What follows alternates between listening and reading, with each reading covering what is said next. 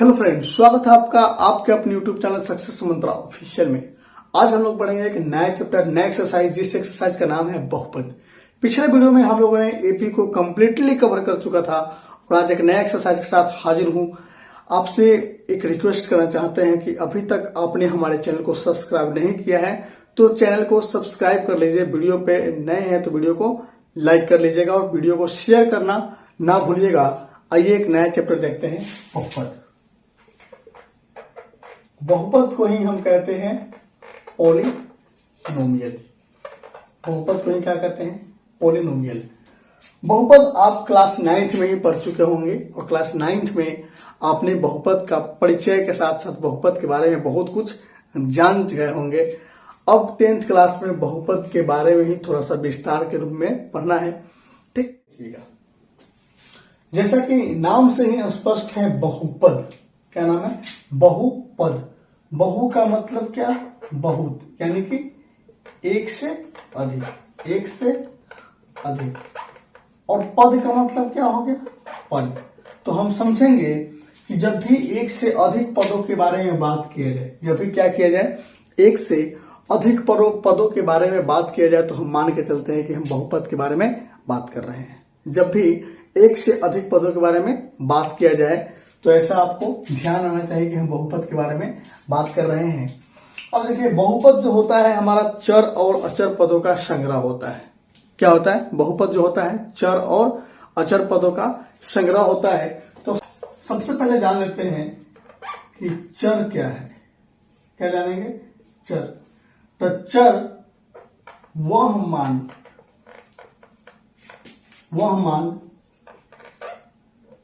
जो नियत ना हो। क्या हो? जो नियत न हो, यानी बदलता रहता हो। यानी क्या रहता हो?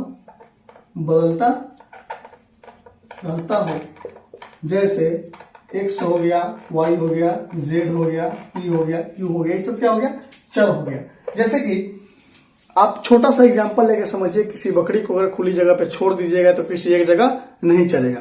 करता क्या है? जहां घास मिलता है वहां चला जाता है। उस चरना से आप याद रखिएगा चर वैल्यू। क्या याद रखिएगा? चर वैल्यू, कि जिसका मान बदलता रहे, जिसका स्थान क्या रहे? बदलता रहे, वो चर कहलाएगा। और जो नियत हो, जो क्या हो? नियत हो, जो कभी ना बदले। ठीक है, वह मान जो नियत हो, वह मान जो नियत हो, जो कभी ना बदले। जो क्या हुआ? जो कभी ना बदले। ठीक है, अचर कहलाता है। क्या कहलाता है? अचर कहलाता है। इसी को हम वेरिएबल के नाम से जानते हैं और इसको कांस्टेंट के नाम से जानते हैं। ठीक, इतना समझ में आ गया होगा। अब देखते हैं बहुपद के प्रकार। अब क्या देखेंगे? बहुपद के प्रकार। बहुपद को हमने यहां दो भागों में बांटा है। पहला क्या है? पद के आधार पे बहुपद के प्रकार, और दूसरा क्या है? घात के आधार पे बहुपद के प्रकार। तो सबसे पहले देख लेते हैं कि पद के आधार पे बहुपद कौन कौन सा है। पहला देखते हैं एक पदी बहुपद। क्या देखेंगे? एक पदी बहुपद, यानी कि देखते हैं एक पदी बहुपद, यानी कि वह बहुपद जिसमें पदों की संख्या एक हो। वह बहुपद जिसमें पदों की संख्या एक हो, यानी कि x हो गया, 2x हो गया, 9y हो गया। ये सब कौन सा बहुपद है? एक पदी बहुपद है। कौन सा बहुपद है? एक पदी बहुपद है। यहां देखेंगे द्विपदी बहुपद, द्विपदी बहुपद, यानी कि वह बहुपद जिसमें पदों की संख्या कितना हो? दो। पदों की संख्या कितना हो? दो हो। 2x + 6 हो गया, 9x + 12 हो गया। इसमें देखिएगा प्लस क्या कर रहा है? इस दोनों पद को अलग अलग कर रहा है। प्लस क्या कर रहा है? दोनों पद को अलग अलग कर रहा है। यहाँ प्लस क्या कर रहा है? दोनों पद को अलग अलग कर रहा है, यानी कि प्लस बता रहा है कि 2x अलग है और 6 क्या है? अलग है। तो जिसमें पदों की संख्या दो हो, क्या कहलाएगा? द्विपदी बहुपद कहलाएगा। उसी तरह से तीसरा है हमारा त्रिपदी बहुपद। क्या है? त्रिपदी बहुपद। ठीक है, तो त्रिपदी बहुपद यानी कि वह बहुपद जिसमें पदों की संख्या क्या हो? 3 हो, यानी कि 3x² + 6x प्लस कितना? 9। अब इसमें क्या है? देखिएगा दो प्लस है, यानी ये अलग है, ये अलग है, क्या है, एक है। आप इसको गिनिएगा, पहला पद, दूसरा पद और तीसरा पद, कितने पद हुए, 3 पद हो गए, ठीक है।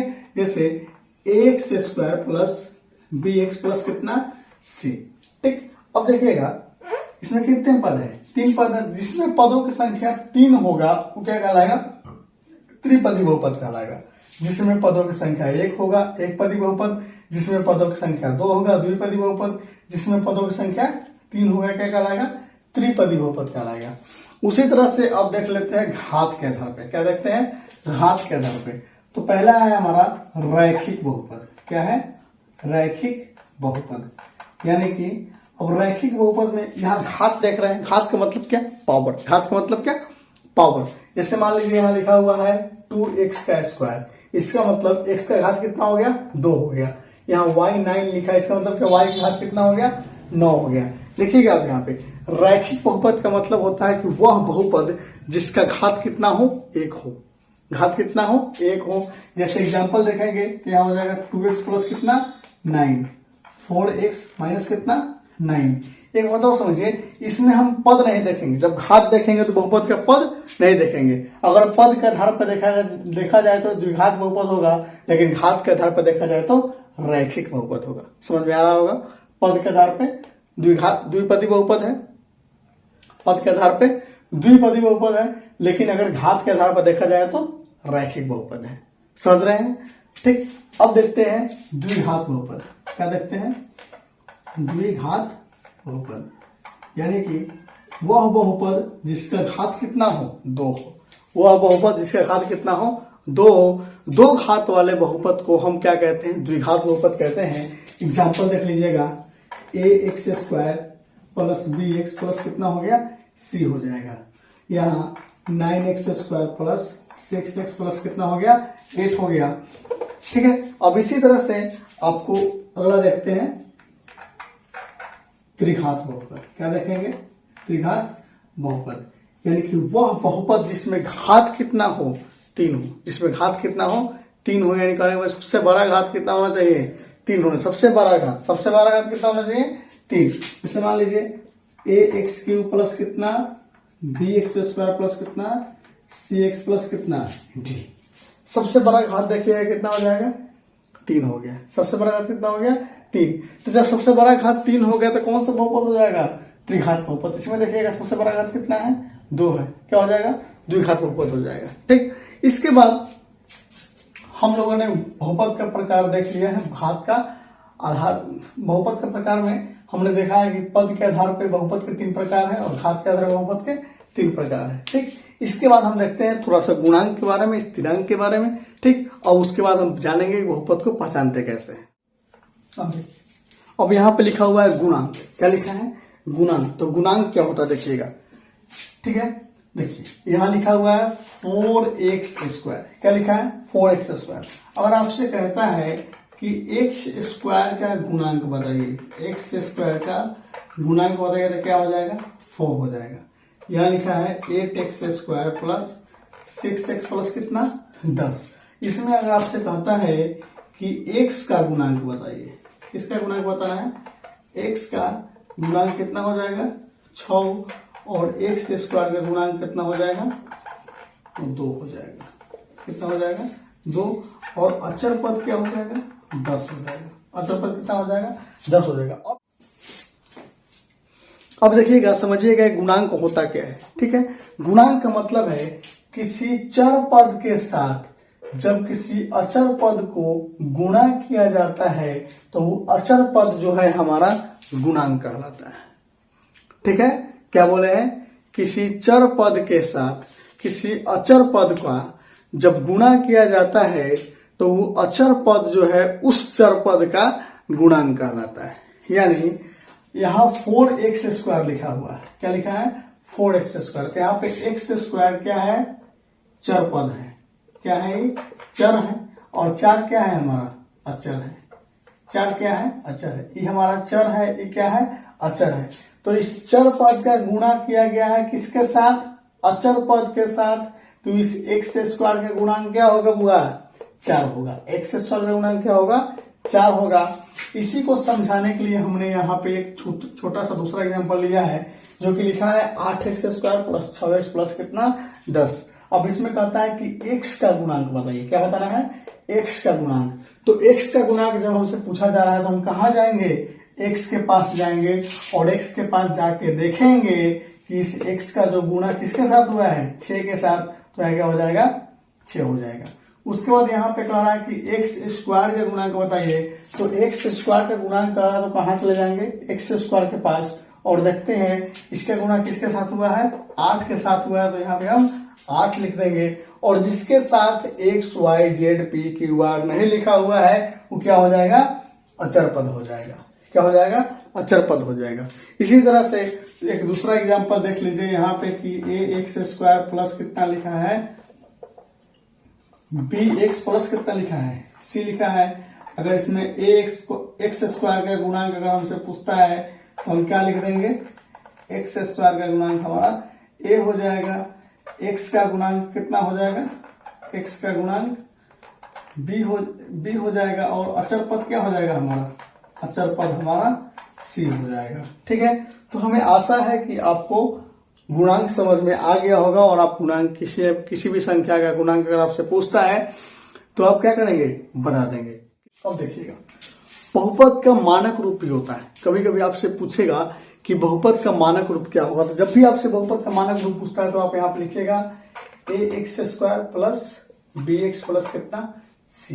ये क्या है, बहुपद का मानक रूप है। बहुपद का क्या है, बहुपद का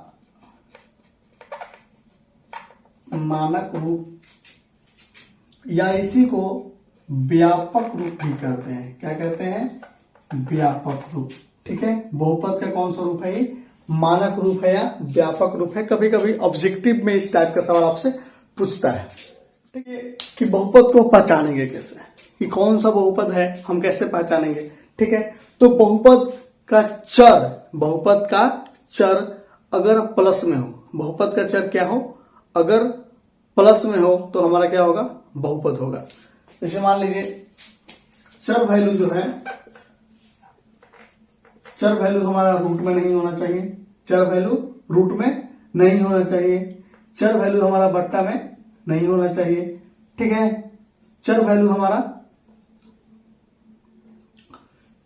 का जो पावर होता है माइनस नहीं होना चाहिए। अगर इस टाइप से है तो बहुपद नहीं होगा, बहुपद नहीं होगा। इस बार घेर के लिख लीजिए कि बहुपद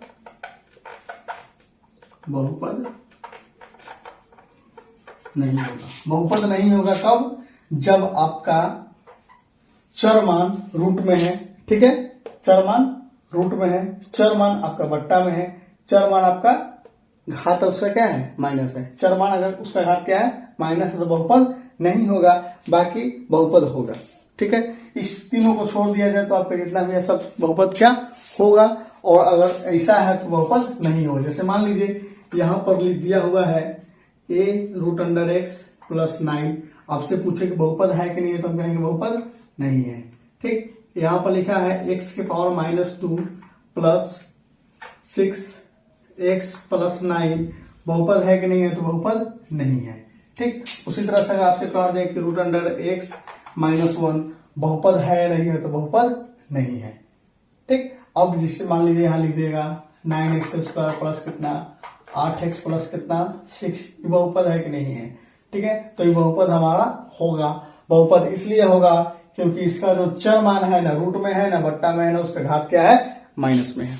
ठीक है, बहुपद होने के लिए क्या होना पड़ेगा, उसका जो चर मान है रूट में नहीं होना चाहिए, घात माइनस में नहीं होना चाहिए, और जो एक चर मान है हमारा बट्टा में नहीं होना चाहिए, तो बहुपद होगा। अगर इस टाइप से आता है तो बहुपद नहीं होगा। ठीक है, हमें आपको वीडियो अच्छी लगी है तो आप वीडियो को लाइक कीजिएगा, चैनल पर नए हैं तो चैनल को सब्सक्राइब कीजिएगा तथा वीडियो को शेयर करना ना भूलिएगा। मिलेंगे हम बहुत जल्द एक नए वीडियो के साथ, तब तक के लिए धन्यवाद।